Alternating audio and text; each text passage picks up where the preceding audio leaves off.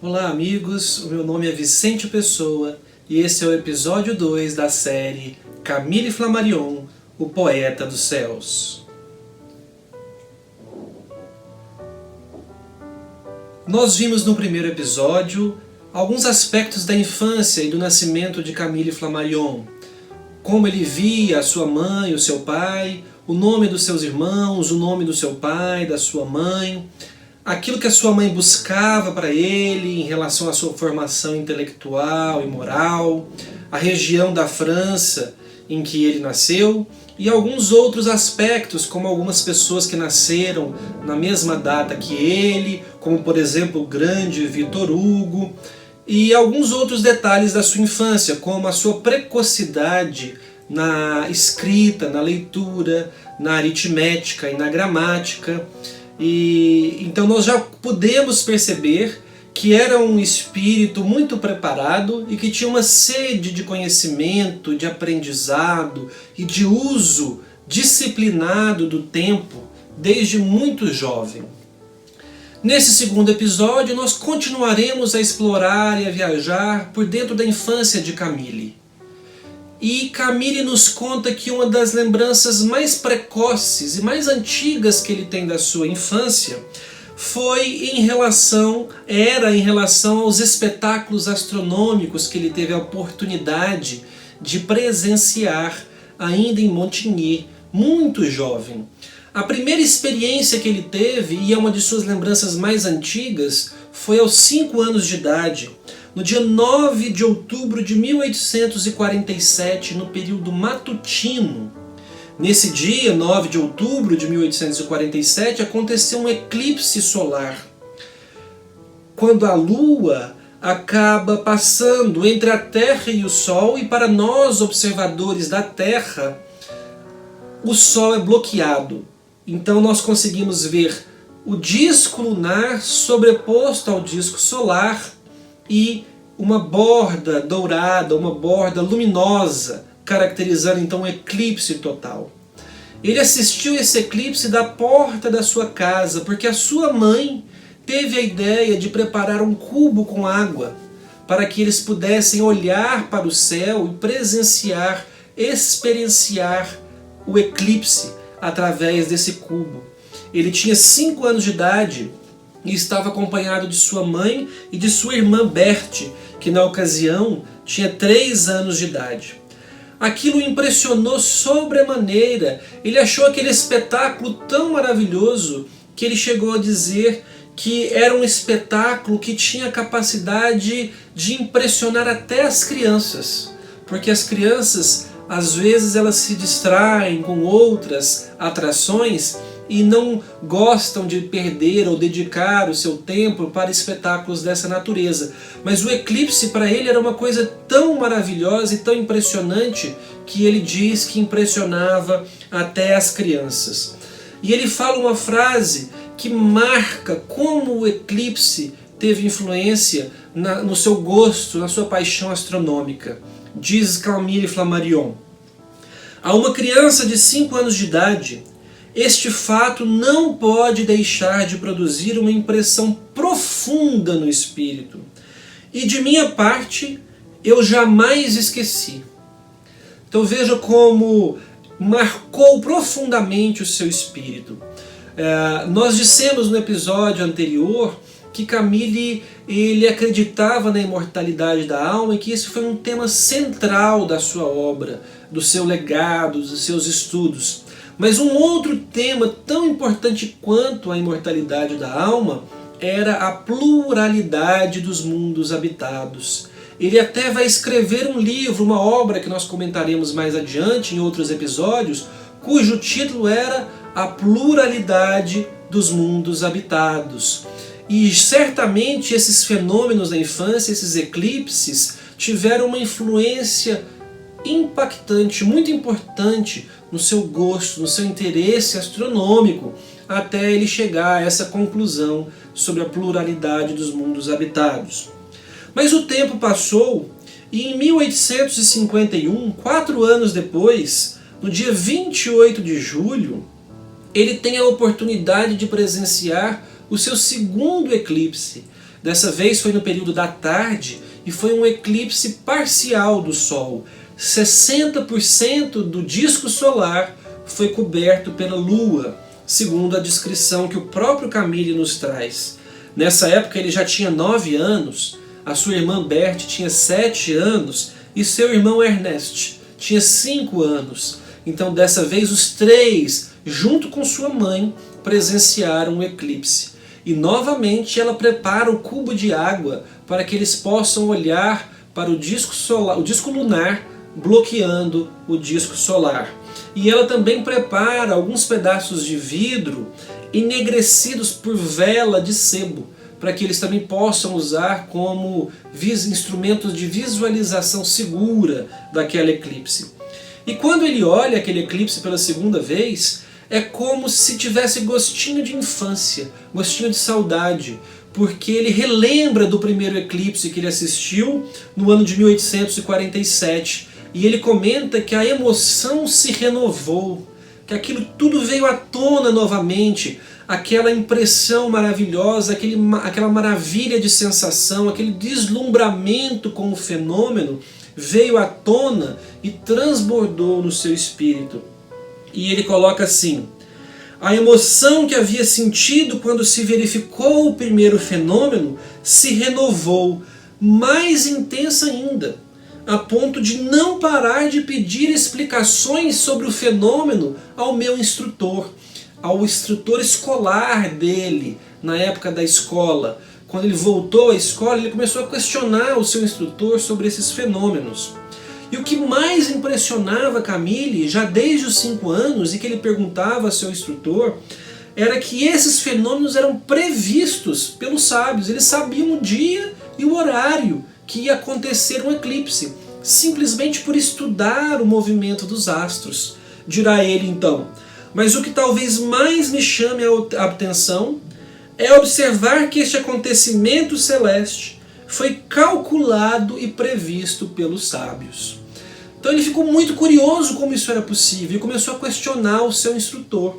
E o seu instrutor escolar teve que conseguir para ele um livro de astronomia amadora, que ele devorou. Ele começou a ler avidamente já com 9 anos de idade, depois que ele viu o seu segundo eclipse, né? E aí quando ele começou a ler esse livro, ele começou a estudar o sistema ptolomaico, as teorias de Ptolomeu, as teorias de Copérnico, que como nós já vimos no episódio anterior, tinha o mesmo nome que ele, que também era o nome em origem do avô, em homenagem ao avô. E ele estudou também as teorias de Tycho Brahe, que também foi um grande astrônomo. Então, quando ele leu essas teorias, ele conseguiu responder a pergunta que ele tinha feito aos 5 anos de idade, sobre o que a Terra repousava. Ele entendeu que os corpos giravam no espaço movidos pela lei de gravitação universal, que existia uma atração entre os corpos e que por isso eles não precisavam ficar apoiados ou sobrepostos a nenhuma estrutura, que a própria teoria da gravidade, a atração entre esses corpos, era capaz de mantê-los em movimento, girando ao redor do Sol. E nesse momento ele faz uma observação muito interessante sobre a sua mãe, que apesar de ele ter dito que o seu espírito era muito diferente de sua mãe, porque ela não tinha muitos interesses científicos, ele vai fazer uma observação da seguinte forma. Ele vai dizer o seguinte: o fato de minha mãe ter mostrado um fenômeno celeste aos seus filhos indica uma superioridade intelectual do seu espírito. Então ele via no fato da mãe ter mostrado para ele um fenômeno científico, um fenômeno astronômico, uma característica de elevação intelectual daquele espírito que serviu de mãe para ele nessa existência. E ele vai fazer uma análise contrastando essa intelectualidade, esse interesse da mãe em lhe apresentar um fenômeno científico, com o seu interesse religioso. Ele vai fazer um paradoxo. Por um lado ela tinha essa intelectualização científica, esse interesse, mas por outro lado ela era católica e acreditava em coisas como o paraíso, o inferno, o purgatório. Então para ele isso era um paradoxo, e isso chama a atenção nessa fase da vida dele, essa reflexão que ele faz. E ele reconhece que os seus pais, especialmente a sua mãe, queriam e desejavam para ele uma educação muito sólida, muito severa. E essa educação severa, ela também envolvia conceitos de obediência e respeito aos pais. Ela exigia que ele escrevesse regularmente aos seus avós. Era até uma tradição na cidade que ele nasceu, o respeito aos avós e a escrita de carta aos avós. Ela tinha essa preocupação de honradez, de elevação moral para Camille. Ela era uma exímia cozinheira. Ela reunia a família ao redor da cozinha, ao redor das refeições, e após as refeições, a família toda se divertia cantando várias canções típicas daquela época, e isso também marcou profundamente a sensibilidade artística de Camille Flammarion. As canções da sua infância, com a presença da sua mãe. E ela, como nós já dissemos, idolatrava a vida sacerdotal. Ela queria muito que Camille seguisse essa carreira religiosa sacerdotal. E por causa disso, desde os 5 anos, ela o levava, o conduzia às missas, aos enterros, aos batizados, aos velórios, a todos os procedimentos católicos, a todos os rituais católicos, para que ele pudesse se desenvolver dentro daquela religião. Já o seu pai era um pouco mais cético, ele não fazia tanta questão do aspecto religioso, apesar de ser um homem honesto e trabalhador. E no capítulo anterior, eu havia feito uma menção de que, como ele foi um ótimo aluno e aos 6 anos ele já era o melhor aluno da turma de 5 a 9 anos de idade, ele havia ganhado da sua família uma viagem de presente. E ele ficou muito empolgado com isso, e ele lembra daquilo com as seguintes palavras: que viagem, que novidade, que alegria! E essa viagem foi feita aos 6 anos de idade, e nessa época havia um médico veterinário, primo da sua mãe, que se chamava Monsieur Colin. E o Monsieur Colin, que era um parente da sua mãe, o adotou afetivamente. Esse Monsieur Colin era casado, mas não tinha filhos com a esposa. Então, como Camille era uma criança que conversava muito bem sobre vários assuntos já desde jovem, e era impressionante o seu conhecimento, o seu desenvolvimento, Monsieur Colin, que era um médico veterinário, o adotou afetivamente.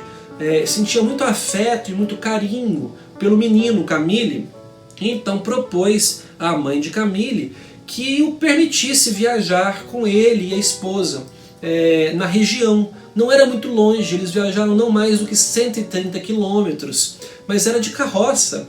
E Camille pôde então conhecer a natureza, observar outras paisagens, e como ele dizia que ele era filho da natureza, porque os seus pais e os seus bisavós tinham origem na natureza, no campo, apesar de trabalharem com tecidos, então ele começou a ver as novas paisagens, as montanhas, os rios, as árvores, as flores, o céu, e aquilo tudo encantou de uma forma assim, muito particular, muito marcante. E nesse momento ele acaba trazendo para nós algumas características físicas de como ele era. Então ele descreve que ele tinha altura mediana para a idade, aos 6 anos de idade. Ele era uma criança de altura normal para uma criança de 6 anos de idade. E ele vai dizer que os seus cabelos eram de cor avermelhada, afogueada, e que à medida em que ele foi envelhecendo e se aproximou dos 20 anos, esses cabelos foram se tornando castanhos, primeiramente castanho claro e castanho escuro. E quando ele saiu para essa viagem, ele descreve até a roupa que ele estava usando. Ele dizia que ele estava usando uma blusa de cor azul celeste e uma calça branca, com botas adequadas para a idade, com botinas adequadas para a idade. Então veja que curioso, uma blusa azul clara e calças brancas, quando ele sobe na carroça para viajar com Monsieur Colin, parente dos seus pais. E outro detalhe curioso que ele descreve em relação aos seus cabelos é que nós somos acostumados a ver as fotos de Camille, quando mais velho, com aquela cabeleira bagunçada, espalhada, mal penteada, que dá a ele um aspecto de intelectual, que dá a ele um aspecto de um certo desprezo pelo cuidado físico, que o mais importante é o saber, não é isso? Uma coisa que lembra muito a cabeleira do próprio Albert Einstein, que também era desconfigurada, despenteada, e ele vai dizer o seguinte, que ele quase não usava nada na cabeça, não usava chapéus, que eram muito comum naquela época, os homens usarem chapéus, então ele não gostava muito de usar chapéu, e ele também não usava nada na cabeça para dormir, tipo toucas, que as pessoas usavam para abafar ou prender os cabelos na hora do sono reparador. Ele não gostava de usar aquilo, e que ele sempre teve, desde pequeno, aquela cabeleira abundante e ouriçada. Então, no próximo episódio, nós vamos aprofundar um pouco nas histórias e nos casos que Camille nos conta dessa viagem que ele fez aos 6 anos com Messier Colin.